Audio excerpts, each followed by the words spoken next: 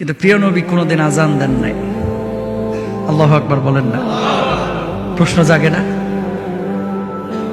যে আজান দিয়ে মানুষকে নামাজের জন্য ডাকা হয়, এ আজান নবীজি কোনোদিন দেন নাই কেন হুজুর? এটা আবার কেমনে কথা, কেমনে সম্ভব?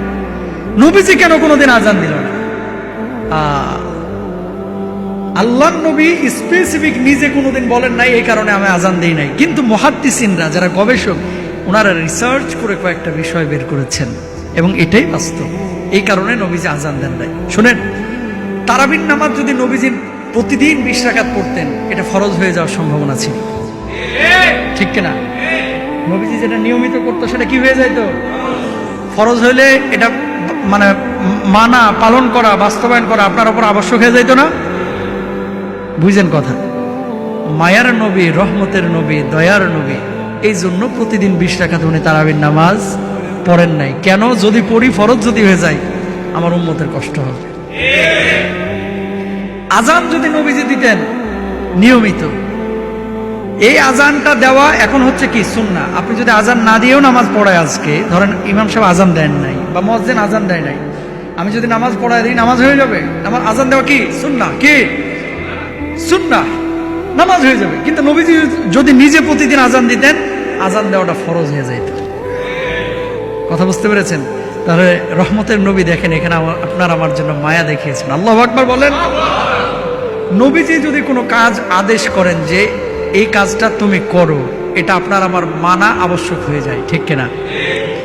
আজান, আল্লাহু আকবার, আল্লাহু আকবার, আল্লাহ সবচেয়ে বড়, আল্লাহ ছাড়া কোনো মাবুদ নেই, মুহাম্মদ রাসূলুল্লাহ সাল্লাল্লাহু আলাইহি ওয়াসাল্লাম আল্লাহর নবী, হাইয়া আলাস সালাহ, নামাজের জন্য আসো, নামাজের জন্য মসজিদে আসো, নামাজের দিকে আসো, কল্যাণের দিকে আসো, এগুলো কি আহ্বান।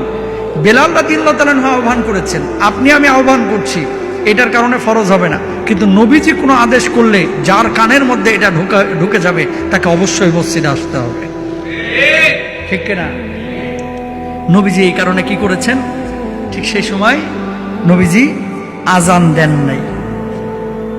এটা একটা কারণ হতে পারে। এবার আসেন, আমরা কি বলি?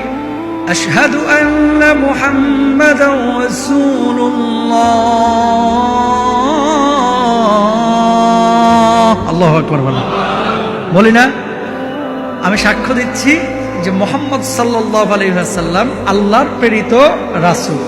এখন নবীজি নিজেই তো রাসূল, উনি যদি আবার এই কথা বলে সাক্ষী দেয়, মানুষ মনে করতে পারে তার মানে ওনার পরে আরো কোনো নবী থাকতে পারে, ঠিক কিনা? এই জন্য আল্লাহ নবী কি করেন নাই? আজান দেন নাই। সুবহানাল্লাহ কন না? আপনার আমার পেয়ারা নবী, তিনি ছিলেন ইমাম। তিনি ছিলেন কি? নবীজি বসে আছেন, আর কোন সাহাবী নবীজিকে টপকায় এসে ইমামতি করবে? এত বড় কলিজা কোন সাহাবীর হন নাই, হয় নাই। আল্লাহু আকবার বলেন। বরং নবীজি সবসময় কি ইমাম ছিলেন। কিন্তু মৃত্যুর আগে নবীজি যখন মাজুর হয়ে গেছিলেন, দুর্বল হয়ে গেছিলেন, আবু বকর সিদ্দিক রাদিয়াল্লাহু তাআলা আনহুকে আল্লাহর নবী ইমামতির দায়িত্ব দিয়েছিলেন। এবং এমন ঘটনা ঘটেছে, আবু বকর ইমামতি করছেন, আমার আপনার পেয়ারা নবী পেছনে গিয়ে নামাজ পড়ছেন।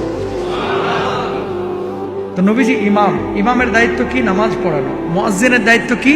আজান দেওয়া। কথা বুঝছেন? মুয়াজ্জিনের দায়িত্ব হচ্ছে আজান দেওয়া, ইমামের দায়িত্ব হচ্ছে নামাজ পড়ানো।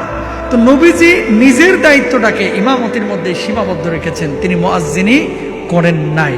এখানেও আমানতের পরিচয় দিয়েছেন। সুবহানাল্লাহ বলেন। প্রিয় ভাইরা আমার, তো নবীজি সাল্লাল্লাহু আলাইহি ওয়াসাল্লাম কি কারণে আজান দেন নাই? মুয়াজ্জিনের এত সম্মানের কথা তিনি বললেন, অথচ নিজে আজান দিলেন না, এটা কিভাবে সম্ভব? মুহাদ্দিসিনরা এই কয়েকটা কারণ বলেছেন, অন্য কোনো কারণ থাকতে পারে, এটা আল্লাহ তাআলা ভালো জানেন। নবীজি যেহেতু নিজে স্পেসিফিক বলেন নাই, আপনি আমি বলতে পারবো না।